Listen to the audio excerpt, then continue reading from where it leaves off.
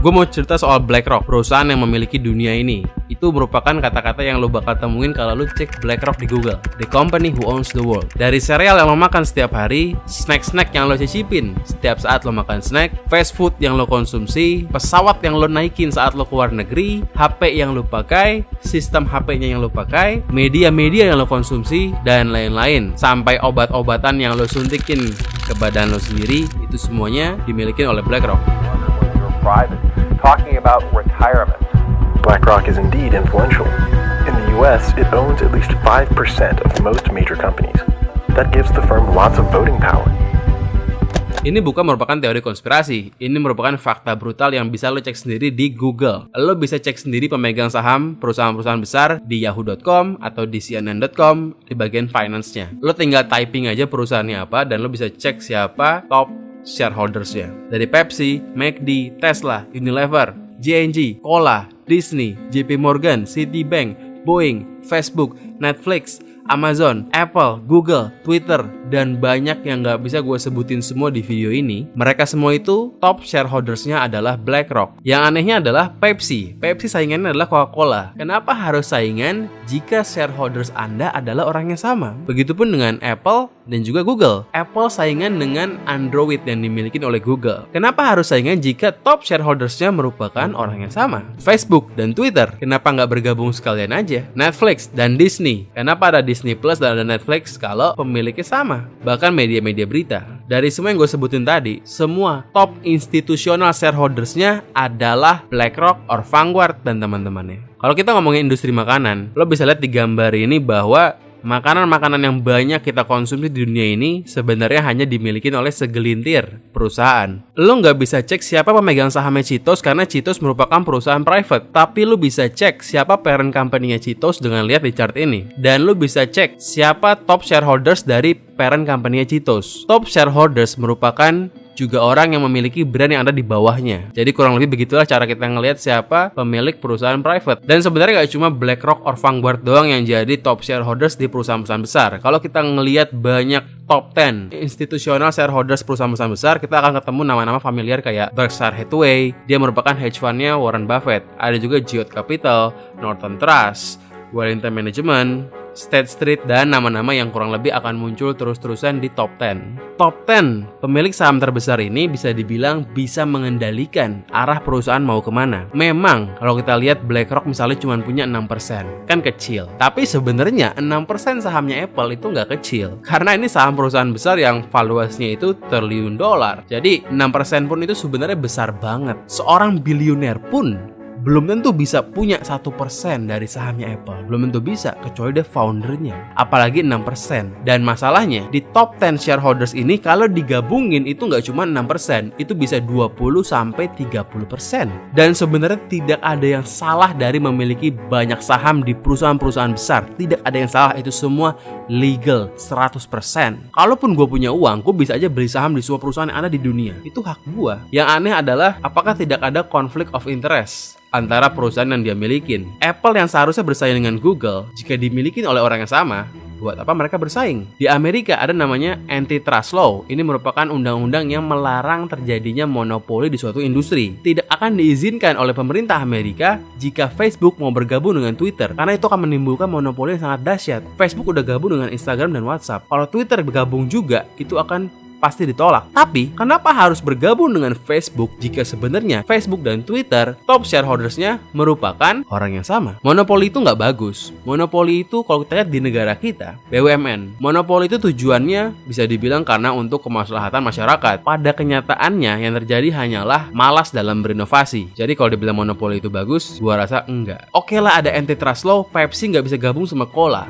Mereka merupakan dua pemain yang ngontrol industri soft drink di dunia. Tapi kenapa harus gabung jika sebenarnya mereka sudah bergabung? Industri maskapai, dari website buat bookingnya, sampai perusahaan yang ngebuat pesawatnya, sampai tempat buat ngebooking hotel di daerah tujuannya aja, itu semuanya top shareholdersnya adalah BlackRock or Vanguard. Dari hulu ke hilir, itu semuanya dimiliki oleh orang yang sama. Semua top shareholdersnya adalah the same person. Kenapa pom bensin internasional harus bersaing jika orang yang punya juga sama? Ya lo bisa bilang bahwa kan karyawannya beda-beda, CEO-nya beda-beda. Jadi ya wajar saingan. Karena ya kepentingannya beda-beda. Tapi lo harus tahu bahwa tujuan utama adanya perusahaan bukan untuk kemaslahatan umat, bukan untuk kemaslahatan sosial. Tujuan utama adanya sebuah perusahaan menurut Milton Friedman adalah untuk kepentingan pemegang saham, untuk mencari profit sebesar-besarnya demi pemegang saham. Bukan demi karyawan, bukan demi masyarakat, bukan demi alam, semua demi shareholders. Kalau tujuannya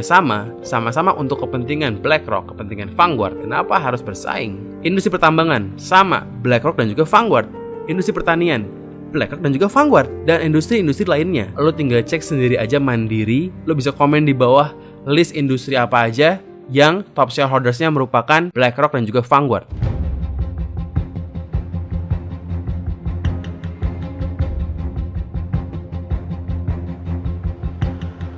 Kalau kita mau ngomongin contoh kasus monopoli di dunia pertanian, ada namanya Monsanto. Monsanto ini merupakan perusahaan yang ngasih makan orang-orang di dunia. Dia merupakan perusahaan pertanian terbesar di dunia, di Amerika. Sekarang udah nggak ada. Monsanto ini dulunya adalah perusahaan cairan kimia. Dia berperan penting dalam lahirnya bom atom Amerika. Dia berperan penting dalam lahirnya cairan Agent Orange yang ngebuat banyak orang-orang Vietnam cacat. Setelah era perang Vietnam selesai, dia berpivot menjadi perusahaan makanan, perusahaan pertanian tepatnya. Dia bikin bibit, dia bikin pestisida, herbisida. Jadi anehnya setelah dia banyak bikin orang cacat, dia sekarang ngasih makan ke kita semua. Ini merupakan perusahaan yang paling banyak kontroversinya. Bisa dibilang Monsanto merupakan salah satu perusahaan yang paling dibenci di dunia karena sangat banyak kasusnya. Dia dituntut oleh konsumennya bertubi-tubi berkali-kali nggak habis-habis. Cairan pestisidanya itu diklaim ngebuat banyak tanah itu jadi nggak subur. Dan nggak suburnya tanah itu mengancam ketahanan pangan. Ada something yang amis kan? Kalau kita ngomongin protokol Zion, itu ada misi di mana dia akan membuat orang kelaparan, depopulasi.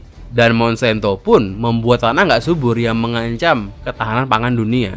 Dan cairan glyphosate yang jadi bahan baku cairan pestisidanya itu banyak dibilang oleh peneliti sebagai agent cancer yang memicu terjadinya kanker pada manusia. Meskipun pada akhirnya banyak orang yang bilang bahwa ya sebenarnya kalau cairan glyphosate pas itu nggak bikin jadi karsinogenik, ya plus minus lah, banyak yang pro kontra gitu. Dan apakah kita pernah makan tanaman yang menggunakan cairannya Monsanto? Pasti pernah, tidak mungkin tidak. Kenapa? Karena Amerika merupakan produsen jagung terbesar dunia. Dan jagung di Amerika pasti menggunakan cairannya Monsanto. Dan jagung juga merupakan salah satu zat terpenting untuk membuat banyak makanan dan benda-benda di dunia. Ada soft drink, ada pasta gigi, ada sereal, makanan ringan, selai kacang, susu, obat-obatan, sampai minyak sayur, semuanya menggunakan jagung. Dan karena Amerika merupakan produsen terbesar jagung dunia, pasti kita pernah makan jagungnya Monsanto. Dan jangan lupa juga, hewan ternak juga memakan jagung. Jadi sapi yang Anda makan, rendang yang Anda nikmati, mungkin merupakan sapi yang makan jagungnya Monsanto. Tapi tadi gue bilang, Monsanto juga merupakan produsen bibit. Jadi nggak cuma cairan pestisidanya aja, tapi dari hulu ke hilir, dari bibitnya sampai cairannya, itu merupakan made by Monsanto. Monsanto ini bibitnya itu bukan bibit biasa. Dia itu menggunakan bibit yang direkayasa secara genetika. Jadi dibilang bibitnya Monsanto ini lebih tahan hama. Jadi Monsanto ini tujuannya sangat mulia karena ingin membantu banyak masalah pangan dunia. Dia ciptakanlah bibit yang sudah direkayasa yang diklaim lebih tahan hama, jadi gagal panennya bakal lebih sedikit. Yah, tujuannya sih baik banget. Dan sekarang Monsanto ini udah nggak ada. Monsanto ini udah dibeli oleh Bayer. Bayer merupakan perusahaan obat dari Jerman yang kalau kita nonton bola, dia merupakan pemiliknya Bayer Leverkusen. Dan sama Bayer, Monsanto ini udah ditiadakan. Kenapa? Karena ya mungkin Monsanto ini bener-bener bikin susah Bayer. Karena banyak orang nuntut Monsanto yang akhirnya Bayer yang jadi harus banyak bayar kerugian orang-orang. Bayer ini merupakan perusahaan obat yang kebetulan juga jual obat kanker. Industri tekstil, sama. Industri rokok, apalagi. Industri otomotif, sama juga. Industri makanan junk food, juga sama. BlackRock dan Vanguard. Industri obat dan vaksin, jangan ditanya. Industri bank, apalagi. Teknologi, sama juga. Gimana kalau industri media? Industri media, lu nggak perlu cek siapa top shareholdersnya, tinggal lo lihat cuplikan robot-robot sedang bicara setelah ini. Plaguing our country. The sharing of biased and false news has become all too common on social media. More alarming, some media outlets publish these same fake stories without checking facts first. The sharing of biased and False news has become all too common on social media. More alarming, some media outlets publish these things simply aren't true without checking facts first. Unfortunately, some members of the media use their platforms to push their own personal bias and agenda to control exactly what people think. And this is extremely dangerous to our democracy. This is extremely dangerous to our democracy. This is extremely dangerous to our democracy. This is extremely dangerous to our democracy. This is extremely dangerous to our democracy. This is extremely dangerous to our democracy. This is extremely dangerous to our democracy. This is extremely dangerous to our democracy. This is extremely dangerous to our democracy. This is extremely dangerous to our democracy. This is extremely dangerous to our democracy. This is extremely dangerous to our democracy. Omongannya sama, artikulasinya sama, pesannya sama. Mungkin kita nggak perlu cek siapa top shareholdersnya ya. Semua tentu sesuai pesanan Tuan Besar Yang Mulia Paduka Rothschild.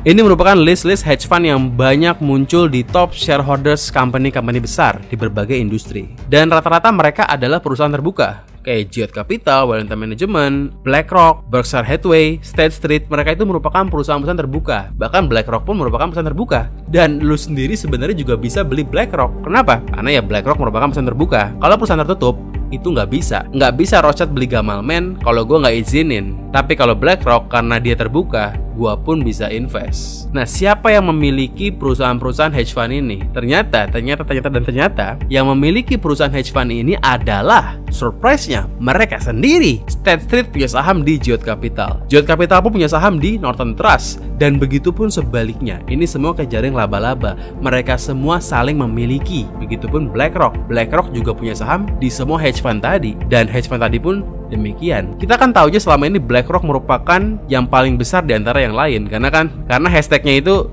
BlackRock, the company who owns the world. Kita lihat siapa yang punya BlackRock. Yang punya BlackRock tentu tadi banyak hedge fund tadi. Tapi siapa yang paling besar? Yang paling besar punya saham di BlackRock adalah Vanguard. Dan Vanguard ini sayangnya merupakan perusahaan private yang kita tidak bisa tahu siapa yang punya Vanguard karena mereka private company. Jadi bisa dibilang Vanguard adalah the mother of all.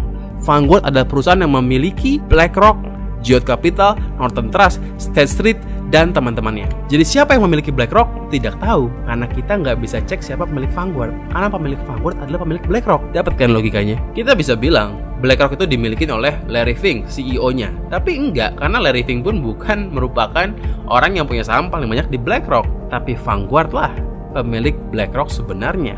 Kira-kira siapa yang punya Vanguard? Apakah CEO-nya John Bogle? Enggak juga, karena John Bogle pun sekarang udah nggak ada. John Bogle pun hanya seorang CEO. Pemilik Vanguard bisa dibilang adalah pemilik dunia ini. Kenapa? Karena Vanguard memiliki BlackRock yang notabene the company who owns the world. BlackRock adalah perusahaan yang punya saham banyak di perusahaan dunia. Begitupun Vanguard. Kita nggak bisa tahu siapa yang punya Vanguard. Ya kita bisa bilang lah yang punya Vanguard itu adalah orang-orang kaya. Tapi orang kaya sekaya apa? Apakah sekaya Elon Musk? Apakah sekaya bapak lo atau bapak gua? Nggak mungkin. Kenapa? Elon Musk merupakan orang terkaya dunia. Dia punya kekayaan yang kurang lebih estimasinya setiap hari berubah, apalagi sekarang lagi turun. Tapi kurang lebih roughnya adalah 200 billion US dollar.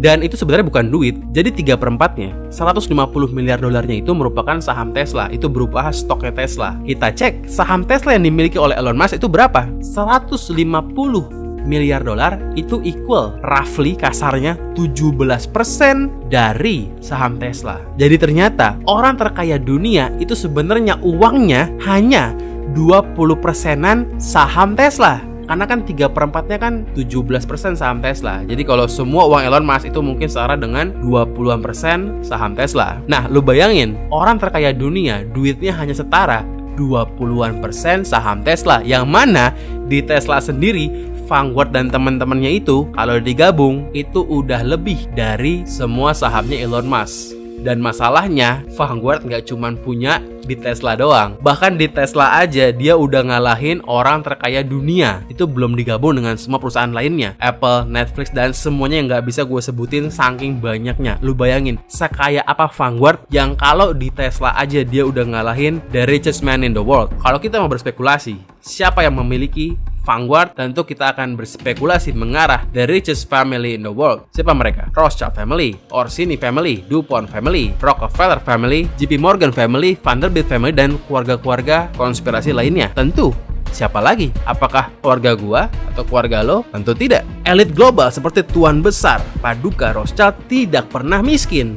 Orang-orang liberal akan berkata bahwa sesuai faktanya Elon Musk adalah orang terkaya dunia dan Rothschild adalah orang terkaya nomor 3000 dunia. Kita bisa lihat di list Forbes. Tapi nggak make sense karena orang terkaya dunia aja itu udah kalah sama Vanguard dan BlackRock di company-nya Tesla doang. Lu bisa bayangin betapa kayanya Vanguard kalau dia aja udah ngalahin the richest man in the world di perusahaannya sendiri. Lu bayangin kekayaan Rothschild itu nggak make sense. 500 triliun dolar konspirasinya. Ya mungkin nggak sebesar itu atau mungkin sebesar itu, kita nggak tahu. Tapi yang pasti Rothschild tidak mungkin semiskin apa yang diberitakan oleh Forbes. Tidak mungkin, tidak make sense. Yang mengatakan bahwa Rothschild atau Rockefeller atau JP Morgan atau Orsini, Vanderbilt, DuPont sekarang sudah miskin adalah domba-domba yang sudah dicuci otaknya oleh elit global. The global elite ingin kita berpikir bahwa mereka sudah miskin. Kenapa? Karena mereka tahu sekarang penduduk dunia sudah banyak banget, sudah 8 miliar orang. Mereka takut direvolusi. Itu kenapa mereka mengumpet di bawah naungan anonimus bernama Vanguard, karena mereka takut direvolusi. Itu kenapa mereka menciptakan Forbes list untuk menyembunyikan bahwa mereka adalah orang terkaya dunia. Total uang yang diolah oleh BlackRock untuk gambaran adalah sebesar 9,5 triliun dolar dan total GDP dunia adalah sebesar 95 triliun dolar. Ini bukan merupakan komparasi yang apple to apple, tapi ini buat gambaran aja bahwa uang yang diolah oleh BlackRock adalah 10% total GDP dunia. Masalahnya BlackRock ini bukan merupakan yang paling kaya karena BlackRock sendiri itu merupakan perusahaan yang dimiliki oleh Vanguard. Bayangkan betapa kayanya Vanguard. Sayangnya mereka private, so kita nggak bisa tahu. 1% dari orang kaya di Indonesia itu menguasai 50% perekonomian Indonesia. Betul. Kalau di dunia lebih timpang lagi, 1% orang kaya di dunia menguasai 90% aset dunia ini.